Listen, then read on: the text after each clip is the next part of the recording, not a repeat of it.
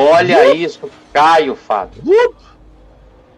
Vup, olha, é uma senhorinha, né? Ou é um homem? Não, é um homem, né?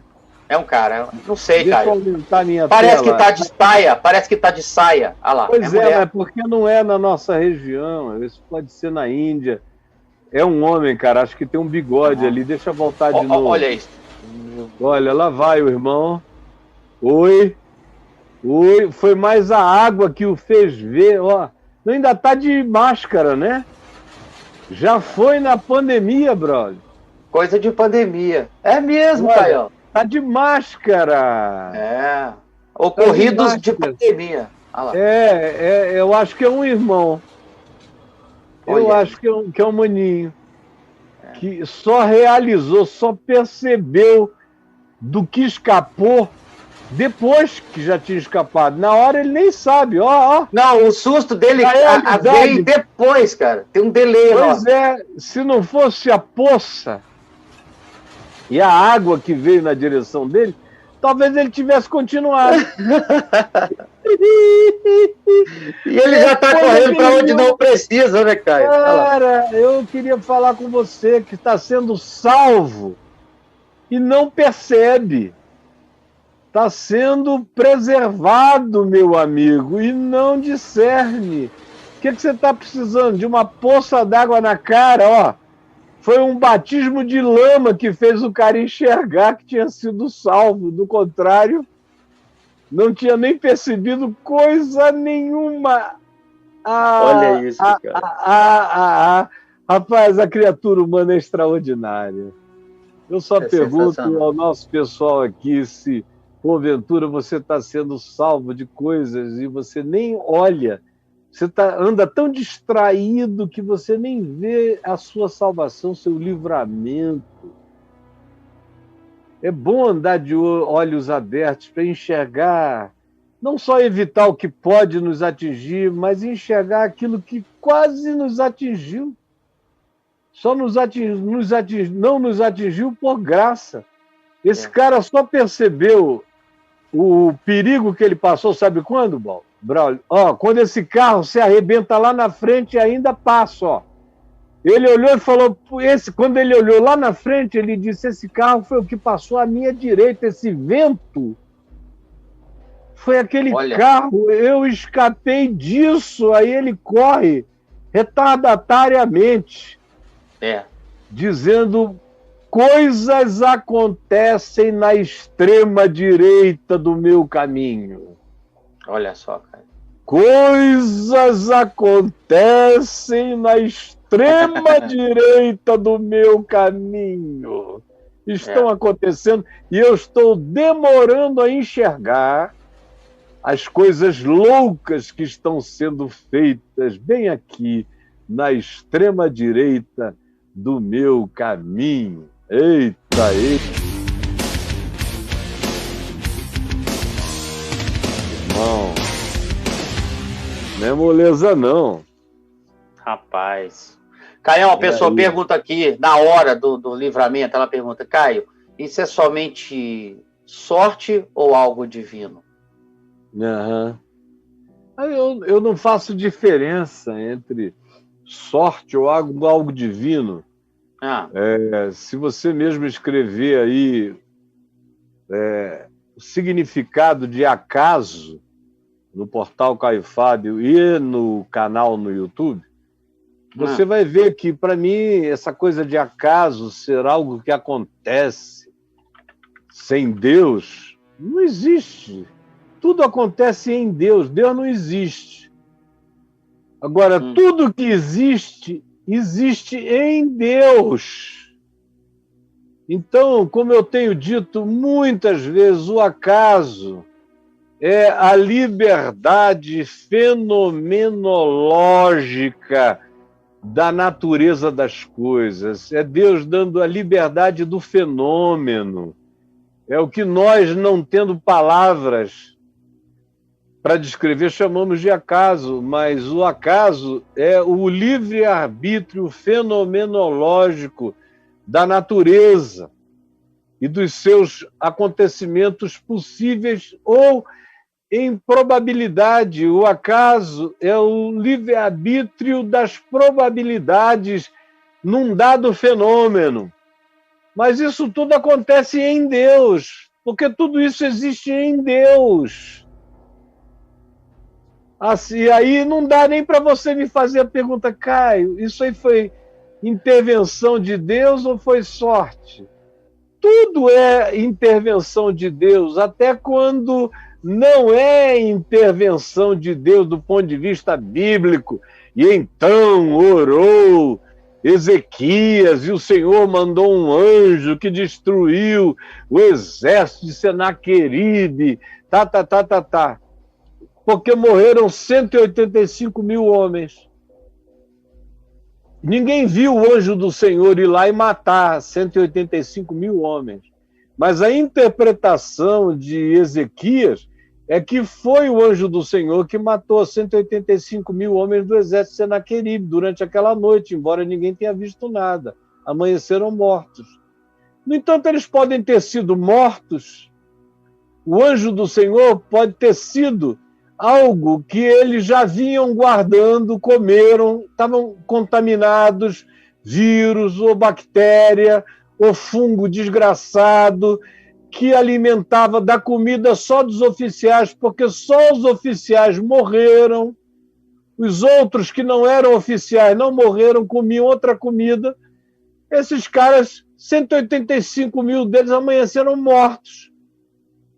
Aí Senaqueribe levantou a tenda e correu, foi embora para casa e disse, eu lá fico aqui nesse lugar, isso é perigoso. Então a interpretação é um anjo do Senhor passou com a espada, matou todo mundo.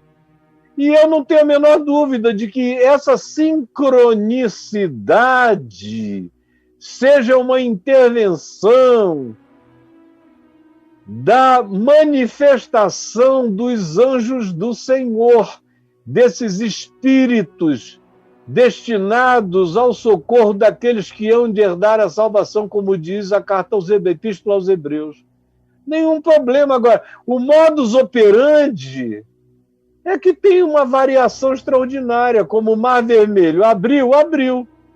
Mas o texto do Êxodo diz que foi um vento forte que soprou. Durante toda a noite abriu o mar. E o povo passou. E depois que o povo passou, o vento cessou e o mar voltou e Faraó morreu. Ou a tropa dele.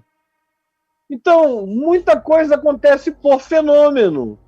Que a leitura de quem está orando, o cara está orando, Senhor, abre o Jordão, abre o Jordão, abre o Jordão, abre o Jordão.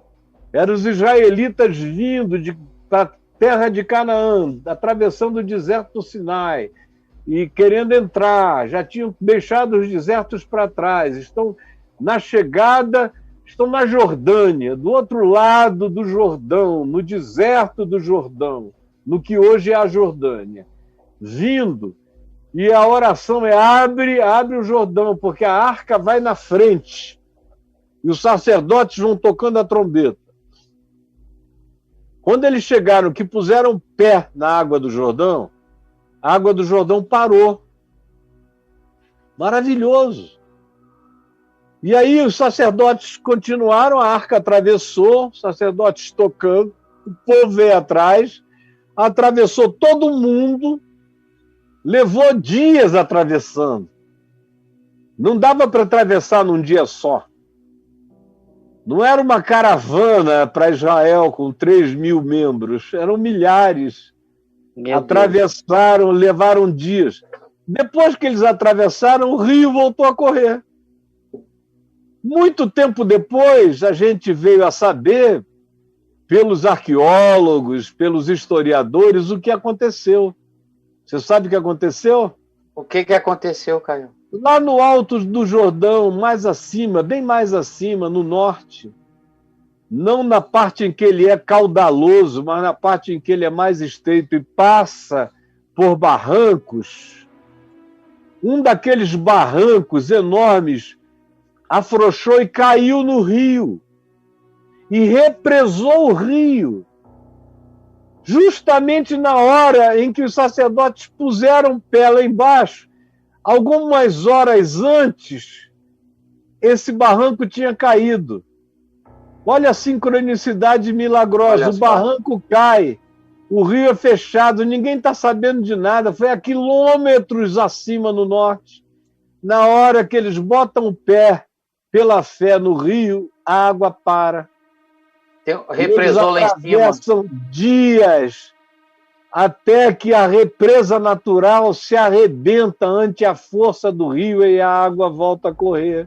Aí ela cede e volta. Cara, e aí você me pergunta, foi Deus ou foi um acaso?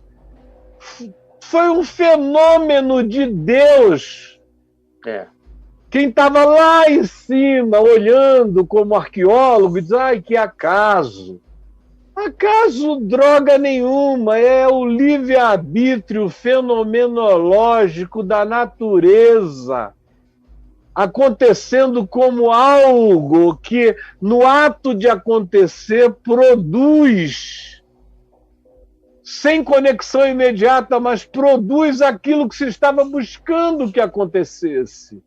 Então, lá embaixo, para os israelitas, foi uma intervenção de Deus. Lá em cima, para quem só estava vendo o barranco e não sabia nem de Israel atravessando aquele lugar, foi só um barranco enorme que bloqueou o rio. Durante alguns dias, depois foi arrebentado. Como a gente vê o tempo todo da vida, o problema é a religião ensinando essa dicotomia, que ela ensina a vida inteira. Se foi Deus, não teve ciência, não teve natureza, não teve nada. Deus não precisa da natureza. Por que Deus criou a natureza? Ele não precisa da natureza, mas os animais precisam, os homens precisam, e a natureza precisa da natureza. Então a gente vive num ambiente de necessidades o tempo todo, onde a manifestação de uma coisa, por mais casual que pareça, frequentemente é o livramento de uma outra, por mais casual que pareça. De modo que casualidades no mundo onde tudo existe em Deus é algo sobre o que eu me nego até a falar. O cara diz por acaso, eu digo, um acaso absolutamente divino. E, aliás, as coisas mais divinas, como a gente mostrou nesse livramento hoje aqui, completamente casuais. E olha a manifestação divina na casualidade. Sim, quem adora casualidade é a ciência. Desculpa, é a religião nessa briga com a ciência. Mas quem já entendeu o que Jesus ensina, não tem mais discussão com nada, tudo é de Deus. Tudo está a serviço da vida. Tudo. E, inclusive, as coisas que matam. Ontem, a minha filha, Bruna, a gente estava aqui assistindo alguma coisa na televisão, e ela me perguntou o seguinte, escuta, se você estivesse na Galileia com Jesus, você e Jesus na Galileia, você é um discípulo histórico dele na Galileia, com ele, e você pudesse perguntar qualquer coisa a Jesus, o que você perguntaria? Aí eu falei, minha filha, eu não tenho nenhuma pergunta para Jesus, eu não tenho pergunta de nada, eu não quero saber nada, eu não tenho interesse por nada, eu não quero adiantamento de nada, eu não quero ser informado de nada.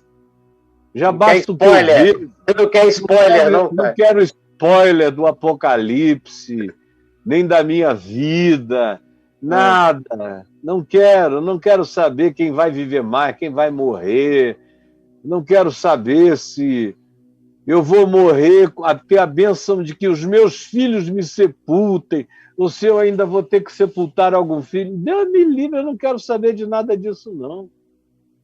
Não quero saber. Eu estou satisfeito andando pela fé, não quero saber. Aí a Adriana, que é muito malandra, né? A Adriana é a malandrinha em pessoa. Assim, ela saiu de um livro de gibi, do Pica-Pau com alguma outra coisa, sabe? A Bela fala, não, eu teria uma pergunta para fazer a Jesus. Eu perguntaria a Jesus, qual a pergunta que eu devo te fazer?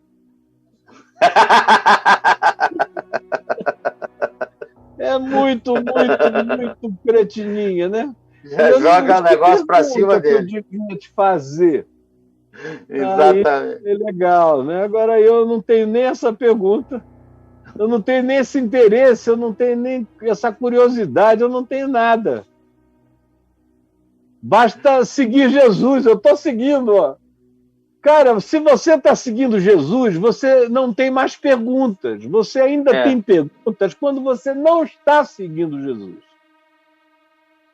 Mas o povo gosta de um spoilerzinho, não gosta, Caio? Não, pessoal, por que o pessoal quer ser pentecostal? Spoiler escatológico. Porque na crença pentecostal tem spoiler, né? Tem um texto bíblico que o Senhor diz assim, por acaso faria eu qualquer coisa sem antes revelar aos meus profetas? Lá no Velho Testamento. É aí que a moçada se agarra nesse pau, né? É aí, né?